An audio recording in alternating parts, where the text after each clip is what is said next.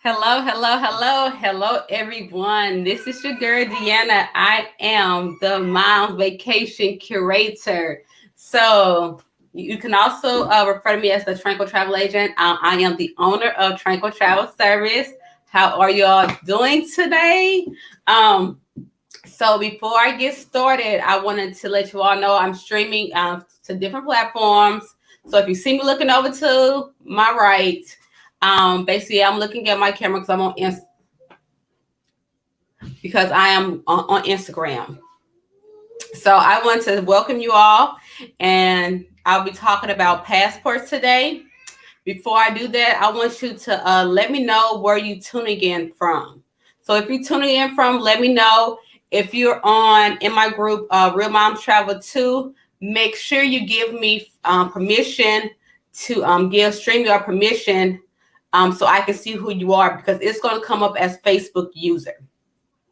So Instagram, I'm here streaming different platforms. I'm also on YouTube as well. So we're going to talk about these passports. And I know people got kids. They want to go have a hot family summer. I ain't going to say hot girl summer. It's going to be hot family summer. And you want to have your kids get that passport. And sometimes people have a few issues with getting passports. So I'm going to give you a couple of, there are going to be suggestions because I am not a legal person. That's not my forte. This is such a suggestion. This is not legal advice I'm giving you, okay? So I just want you all to know that. So when you're talking about getting vacations and going on vacation with your family, a lot of times people go do domestic, but it's time to go international. It's time to go abroad. Go ahead across that pond to the Caribbean or somewhere and take your kids to experience the world, because the culture is so beautiful across the globe. You know, it's so great to see different cultures. Your children see other children, and see their likes, their differences, because you know kids are kids at heart, and they love to, have fun. Like they will, if your kid goes to a different country, they probably will pick up and learn a game that particular kid is doing in that country. And so that's what I really love about it. So before I get started, I want to let you know who I am. My name is Deanna Moulton. I am the Tranquil Travel Agent and the Mom's Vacation Curator. I am here to let you know that I am the one for the moms. The moms that need a break, the moms that need to relax, the moms that just need to say, woosah, I am your girl. So I understand that I am a mother of three. So I have children in all different categories, like from a 17-year-old to a 6-year-old and a 2-year-old. Yeah, I'm going through that potty training phase now. Oh, baby, it's something different right now. So I want to let you all know that. But before I get started, I own Tranquil Travel Service. Within Tranquil Travel Service, we offer family vacations. Also, we also group travel experiences as well, and also destination weddings. So if you need any assistance with that, I am here to assist you and curate that particular memorable vacation for you. Because one thing is, memories last a lifetime. So one thing is, I am over memories over materials. That's my motto: memories over materials, because I feel like the kids should have memories and not just material things. So today we're gonna get started. We're gonna talk about passports. So when you're getting a passport, a couple of things you need to do is you need to make sure that you go to the website. I would say I'm gonna pull it up over here on my screen, right? So this particular website is travel.state.gov. Travel.state.gov is the website to go to if you want a passport. So when you go to the passport, go over to U.S. passports. If you go over to U.S. passports, you can actually scroll down, and then you would click on the thing that say, I'm applying for a child under 16. You can apply for a child between 16 and 17. There are a couple of differences, but you will use the form DS-11. DS-11 is the form that you'll be using when it comes to applying for your child. If you choose to type in the information, because they do have a PDF filler, you can type the information in. But if you choose to write the information, please read the application. They can only accept black ink. Black ink is the only ink they accept when it comes to passports, and you don't want your passport, get thrown away or having to redo and type and write all that stuff over. No blue, no red, just black ink only. So that's a mistake that some people do make because they really don't read the application in its entirety. So make sure you do that. So a good rule of thumb is I would type it because how handwriting, and you could be, you might be have a little curve, your handwriting might be not the best. So it's good to kind of type it in and just double check it and proofread it. And so when you go there to DS-11, you want to go there and you want to, I'm going to actually do that right now. Say I'm applying for a child under 16. So you'll be able to see my screen. So this particular screen will actually bring up the application and the things that you actually need for it. So when you need certain things for the application, you're going to actually want to make sure you fill out their information first. You want to have their actual appropriate documentation as well. Like some of the documentation they require for it is like a birth certificate, proof of citizenship. That's what they would like to see when it comes to the children and making sure they are who you say they are. Also, when it comes to that, you want to actually make sure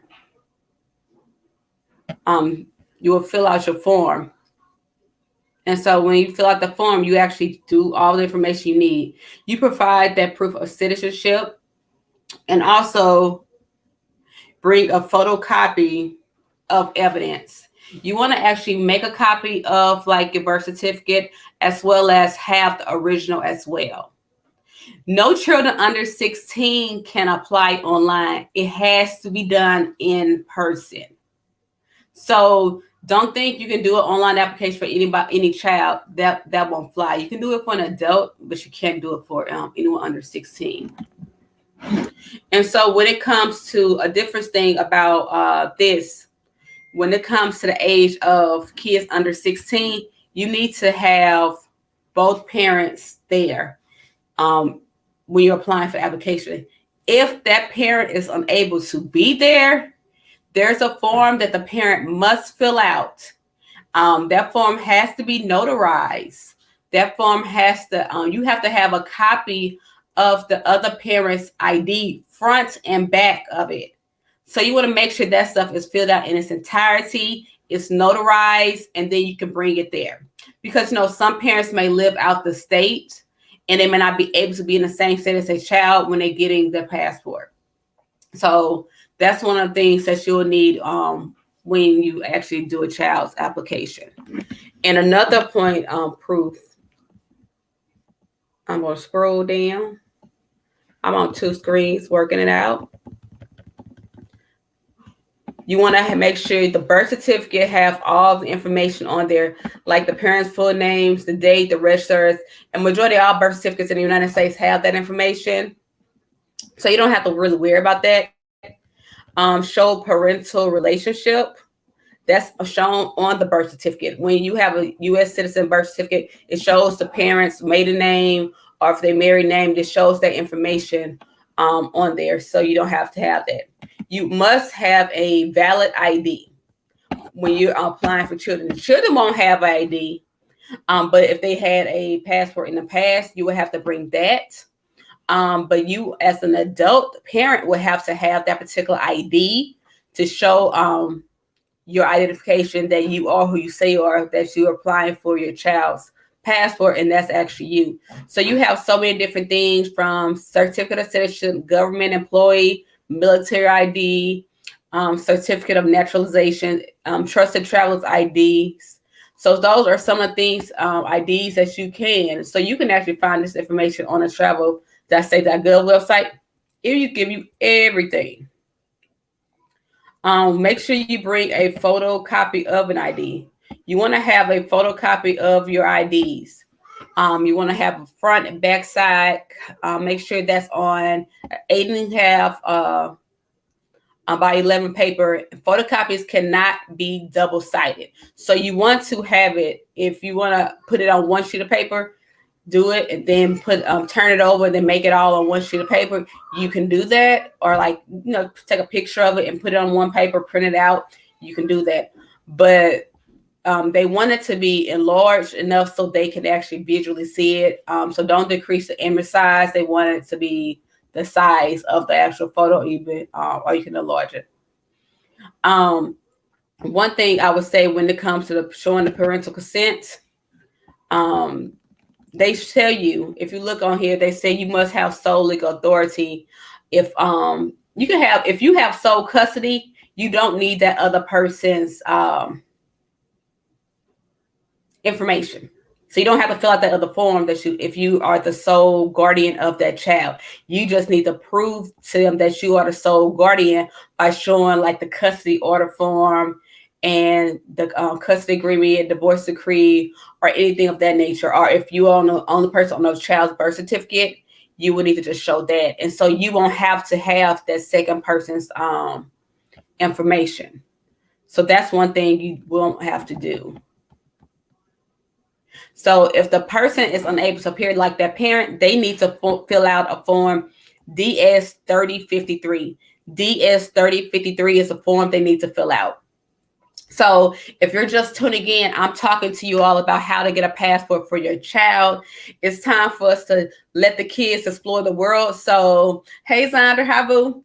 So I want you to all know that it's time for you all to experience the world. And so this is how you actually get a passport. A lot of times you can actually go online and make an app. Back in the day, you used to be able to go to the post office, no problem, with no appointment. But now you actually have to do that. You have to have an appointment in order to be seen for the passports. If it's something in an emergency where you need something real quick for your child, you can actually call down there and you can actually get appointments. And some places have those same day offices, but not every location have it. I'm in Chicago. We have it. I actually had to do that for my daughter. I actually used the sole custody paperwork for my daughter because I had the 3053 paperwork signed, notarized, but I didn't have the ID. So by me not having ID and unable to get that ID or email of the ID or anything of that nature, I couldn't use it. But God told me, bring this paperwork. So I had that paperwork, that custody form. And when I had that custody form, that was like, they said, hey, you don't need this, tear it up. I'm like, okay, great, thank you. And I got her passport, my daughter, because she was going out of town, out the country. And so we had to go down to the office because it was kind of like last minute, and she really needed it. One thing you want to do, you want to provide a photo. When you all go to the photos, you can go to get a photo at the post office. You can go to Walgreens, CVS, Staples. A lot of people do those U.S. passports. They're normally $15 is what they charge. So you can go there and get that particular passport photo for your children. Make sure you don't have any type of bands on their heads. Like you don't want any like headbands on their heads, no scarves. You have to be able to show your face, no glasses. You have to actually show your face so they can actually see how you actually look. No extra things on you. Plain, they be able to see you. So you got to make sure you actually provide that photo to them as well. Once you calculate your fees, you can submit your application, complete your application, go down there, find the location, submit it. Then you will actually have access to track your application as well. One thing people always ask, can I mail in a child's application or apply online? The answer is no if they're under 16. Another thing I want to talk to you all about is when you may have both parents on the passport, on their birth certificates, and you don't have that notarized letter. So when you don't have a notarized letter, it's a thing called a special circumstance that they would need to fill out. When it comes to the special circumstances, that's a DS 5525. That is the form that you would actually have to fill out. And so special circumstances could sometimes be if the person is incarcerated or if the parent has passed away. Those are some of the things that actually can go on that form. Sometimes if you are the sole custody, sole provider, you don't need that particular form. But what if neither one of those are, what you need. What if you don't know where their father is? There's ways around that. You have to actually show proof that you have been trying to get in contact with a person if you don't know where they are. So say for instance, their last address. You can send certified letters to that last address requesting a response. You need to show have the actual certified letter, show them a copy of the letter which you sent. That documentation you need to actually be able to provide them. You need to actually be able to provide them with dates when you received it and no one answered if they didn't pick it up. You need to try that multiple times. You need to maybe try to reach out to a family member that may actually know that person. If you can, you can keep on doing this for at least maybe, I'd try 3 to 6 months. You can't reach that person, fill out that paperwork, give them all the documentation. Make sure, I would tell you, document. I would document with photos. If I drove by someplace and looked at different places where they used to live or contacted certain people, getting their name, their information, and having them fill out, say, hey, she contacted me, but I don't know where this person is now. Have them fill that out, fill out a paper, send that paperwork in, because if you're unable to get in contact with the other person, you'll be able to get a passport because they are not there. They're not available. Another thing that I actually saw, it was in Minnesota. If you are unwed and you have a child out of wedlock and you're a single mother, you could actually file for sole custody and get your child a passport without even the father's, approval. You go to court. So Minnesota have that. So I would suggest you check with your particular jurisdiction, what states you're a part of, and see what things they actually have, to see what things they actually require. Because if you don't, like Minnesota, they got a whole document form, passport. So like if you trying to get a passport and you are unwed mother, single, and you trying to get a passport, you go to court, you fill out this paperwork, and you Gucci. You got that sole custody. You got that one form because you're the parent. You got that one form that you need, and you can basically go on and get the passport. A lot of times people do not do the necessary work. So if you can't find that person, the person have deceased, certain different things, special circumstances, fill that information out. Always document. Try to find out where that person is. If they have child support, you can probably reach out to the child support office, say, I need an address. If they don't respond or give you the information, and you send that file, if you get the address and you send the information and they don't respond, that's proof that you tried. And more likely they'll give it to you. This is just suggestions. I am not a lawyer. So, hey, try it. But this is suggestion. I'm not. So don't say Deanna and I'm going to sue her because I couldn't. No. This is suggestion. Just try it. Because I want you all to explore the world with your children. I know sometimes people have situations. Y'all might not be on good terms with your child's father. If not, I would suggest going to court and asking for sole custody of your child. You can actually do that sometimes. And when you do sole custody, you can always include like visitation and certain things of that nature where they don't feel like they have been stripped from all their duties as a father, so you can always still file for sole custody, because like if you are in another state and they're in another state and you need to get medical stuff done for your child, you need to have that particular right where you're the one there and you're the sole provider. You need to be able to make sure things happen. So I would say try that. If you got any friends that got some situations, let them know that. So also, if you are 16, if you are like between 16 and 17, you only need one particular person to be be there with you, a parent to be there with you when you're getting your passport. You still want to fill out the DS-11 paperwork, but you only need one particular parent there with you.